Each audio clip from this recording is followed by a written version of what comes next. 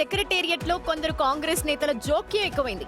కొందరు నేతలు చూపిస్తున్న అత్యుత్సాహం మంత్రులకు ఇబ్బందిగా మారింది. ప్రజాపాలన అందిస్తున్నామని ప్రభుత్వం చెప్పుకుంటున్నప్పటికీ మంత్రుల పేషీల్లో వారికంటే కూడా షాడో నాయకుల హవానే ఎక్కువగా సాగుతుందనేది విమర్శలకు తావిస్తోంది. అధికారిక నిర్ణయాలు, సమీక్షలు చివరికి అత్యంత రహస్యంగా సాగాల్సిన ఫైల్స్ క్లియరెన్స్ ప్రక్రియలోనూ కొందరు పార్టీ ముఖ్య నేతలు జోక్యం చేసుకోవడం సచివాలయంలో హాట్ టాపిక్ గా మారింది. ఓ మహిళా మంత్రి పేషీలో ఓ మహిళా నేత మకాం వేస్తున్నట్టుగా సమాచారం. శాఖాపరమైన సమీక్షలు, అధికారులతో జరిగే అంతర్గత మీటింగుల్లోనూ సదరు నేత ప్రత్యక్షమవుతున్నారనే చర్చ జరుగుతోంది. చివరికి కలెక్టర్లు, ఉన్నతాధికారులతో నిర్వహించే వీడియో కాన్ఫరెన్స్లోనూ ఆమె కూర్చునేందుకు ప్రయత్నిస్తుండడం చూసి అధికారులే విస్తుపోతున్నారని ప్రచారం జరుగుతోంది. మరికొందరు మంత్రుల పేషీల్లోనూ ఇదే సిచ్యువేషన్ కనిపిస్తోంది. కాంగ్రెస్ పార్టీకి చెందిన కొందరు కీలక నేతలు ఉదయం నుంచే పేషీల్లో తిష్ట వేస్తున్నారని ప్రచారం సాగుతోంది. తమ పనులు చేయించుకోవడమే కాకుండా సచివాలయానికి వచ్చే ఇతర అధికారులను, కాంట్రాక్టర్లను శాసించే స్థాయిలో చక్రం తిప్పుతున్నారనే విమర్శలు వినిపిస్తున్నాయి. ఫైల్ పరిశీలనలోనూ కొందరి అత్యుత్సాహం మంత్రులకే ఇబ్బందిగా మారుతోందన్న టాక్ వినిపిస్తోంది. ప్రభుత్వ ఫైళ్ల పరిశీలన, ఆమోదం అనేది సీక్రెసీతో కూడుకున్న వ్యవహారం. మంత్రులు, ఉన్నతాధికారులు మాత్రమే చర్చించి నిర్ణయాలు తీసుకోవాల్సి ఉంటుంది. కానీ షాడో నేతలు ఫైల్స్ ని క్లియర్ చేసే సమయంలో మంత్రుల పక్కనే కూర్చొని చొరవ చూపుతూ ఉండడం, ఏ ఫైల్ ముందుకు వెళ్లాలి, ఏది ఆగాలి అని దిశానిర్దేశం చేస్తున్నారని సమాచారం. అధికారులతో మంత్రులు కీలకమైన విషయాలు మాట్లాడేటప్పుడు కూడా ఈ నేతలు పక్కనే ఉండటంతో స్వేచ్ఛగా చర్చించలేని పరిస్థితి ఉంది అక్కడ. సెక్రటేరియట్లో ఈ అనధికార నేతల జోక్యం మంత్రులకు నచ్చటం లేదని తెలుస్తుంది. పార్టీలో కీలక నేతలు కావడంతో పాటు అధిష్టానానికి దగ్గర వారనే ముద్ర ఉండటంతో వారిని ఏమీ అనలేకపోతున్నారు. పాలనా వ్యవహారాల్లో వారి పెత్తనంతో మంత్రులకు స్వేచ్ఛ లేకుండా పోతుంది. తమ అసంతృప్తిని బయటికి చెప్పుకోలేక, అలాగని వారిని నివారించలేక సతమతం అవుతున్నారు. ఇప్పటికైనా ముఖ్యమంత్రి, పార్టీ అధిష్టానం జోక్యం చేసుకుని మంత్రుల పేషీలపై ఈ షాడోల నీడ లేకుండా చర్యలు తీసుకోవాలని సచివాలయ వర్గాలు కోరుతున్నాయి. ఒకసారి రాజిరెడ్డి దగ్గరికి వెళ్దాం.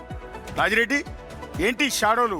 షాడో కల్చర్ సాధారణంగా ఎవరో ఒకళ్ళు వస్తూ ఉంటారు. ఆ మంత్రికి తెలిసిన వాళ్ళు, లేకపోతే అధికారికి తెలిసిన వాళ్ళు వచ్చి కాసేపు కూర్చుని పోయారంటే అర్థం ఉంటుంది. కానీ అక్కడే కూర్చుని ఫైల్ క్లియరెన్స్ చేయటం, ఇట్లా సొంత పనులు చేయించుకోవటం, ఇదంతా కరెక్ట్ కాదు కదా. అంటే కీలక నేతలు అని కూడా అంటున్నారు కాబట్టి ఎవరు వాళ్ళు? అంటే మంత్రులతో పాటు ఎమ్మెల్యేలు, లేదంటే పార్టీకి సంబంధించిన వాళ్ళు ఎవరు వస్తున్నారు? కార్యకర్తలా, లేదంటే పిఏలా, ఎవరై ఉండొచ్చు? గుడ్ మార్నింగ్ ధన అండ్ అశోక్. ముఖ్యంగా చూసుకున్నట్టయితే కాంగ్రెస్ అంటేనే ప్రజాస్వామ్యం గల పార్టీ అని అందరికీ తెలిసిన విషయమే. కాంగ్రెస్లో చాలా సంవత్సరాలు పనిచేసినటువంటి నాయకులు, వారితో పనిచేసినటువంటి వాళ్ళు ఎమ్మెల్యేలు అయ్యారు, మంత్రులు అయ్యారు. అయితే ఆ సన్నిహితంతో రెగ్యులర్గా ఇక్కడికి పేషీలకు రావడం, పేషీలో ఉన్నటువంటి తమ పనులను చక్కదిద్దుకోవడం, అదేవిధంగా కొన్ని సందర్భాల్లో మంత్రులతో మాట్లాడి మా ఫైల్స్ క్లియరెన్స్ చేయవలసిందిగా చూడడము. అంతేకాకుండా ఏకంగా షాడో మంత్రులు అంటే మంత్రులకు అత్యంత సన్నిహితంగా ఉండి కాంగ్రెస్ పార్టీలో సుదీర్ఘంగా పనిచేసి వాళ్ళు ఎమ్మెల్యేలు కాకుండా, ఎమ్మెల్సీలు కాకుండా, నామినేటెడ్ పోస్టులు లేకుండా పార్టీ కోసం పనిచేసినటువంటి పార్టీ పదవులు ఉన్నటువంటి నాయకులు వీళ్ళు మొత్తం రెగ్యులర్గా సెక్రటరియట్కి వస్తున్నారు, తిష్ట వేస్తున్నారు. ముఖ్యంగా ఎవరైనా పరిచయస్తులు ఉంటే కాంట్రాక్ట్ బిల్లులు కానీ మిగతాయి కానీ ఇప్పించుకునే పనిలో నైతే పడ్డారు. మొత్తానికైతే షాడో మంత్రుల హవా మాత్రం ఏ పేషీలో చూసినా కానీ హవా నడుస్తుందనేది కూడా సెక్రటరియట్ వర్గాల్లో చర్చ జరుగుతుంది. కొందరు మహిళా మంత్రుల పేషీలో చూసుకున్నట్టయితే మహిళలకు సంబంధించినటువంటి నాయకులు పెద్ద ఎత్తున రావడము, అక్కడ సంబంధించినటువంటి ఫైల్స్ క్లియరెన్స్ చేసుకోవడము. రాజిరెడ్డి, మీరు రోజు సెక్రటేరియట్లోనే ఉంటారు. అంటే సీరియస్గా చెప్పండి, నిజంగా ఈ సిచ్యువేషన్ అన్ని పేషీలు అదే కనిపిస్తుందా మీకు? రెగ్యులర్గా మీరు ఆ మంత్రుల పేషీలకు వెళ్తూ ఉంటారు. అయితే కొన్ని పేషీలలో అంటే కొంత సీనియర్ మంత్రులు ఉండి, కొంతమంది ఉమ్మడి రాష్ట్రంలో కూడా మంత్రులుగా పనిచేసినటువంటి అనుభవం ఉన్న వాళ్ళ పేషీలో మాత్రం ఇది తక్కువ కనబడుతుంది. కానీ రెగ్యులర్గా ఉండేటువంటి వాళ్ళు, మొదటిసారి మంత్రులైనటువంటి పేషీలు అయితే మాత్రం ఇది ఎక్కువ కనబడుతుంది. ముఖ్యంగా చూసుకున్నట్టయితే మహిళా మంత్రుల ఛాంబర్లో కూడా ఇది స్పష్టంగా కనబడుతుంది. మహిళా నాయకులు అక్కడికి రావడము, అక్కడ మహిళా మంత్రులు వాళ్ళు మీటింగ్ పెట్టుకున్న అధికారులతో చర్చలు జరిగినా కానీ ఓకే రాజిరెడ్డి, మళ్ళీ కలుస్తూ మీరు అప్డేట్ ఇస్తూ ఉండండి. అయితే ఇదేంటంటే బేసిక్గా మంత్రులు ఎవరైతే ఉన్నారో వాళ్ళు ఈ తలనొప్పులన్నీ డైరెక్ట్గా చెప్పలేరు. ఎందుకంటే వాళ్ళకి కావాల్సిన వాళ్ళు ఈ పార్టీ వాళ్ళు అయి ఉంటారు. వీళ్ళని ఎలా వదిలించుకోవాలో తెలియక మీడియాకి లీకిస్తూ ఉంటారు సహజంగా.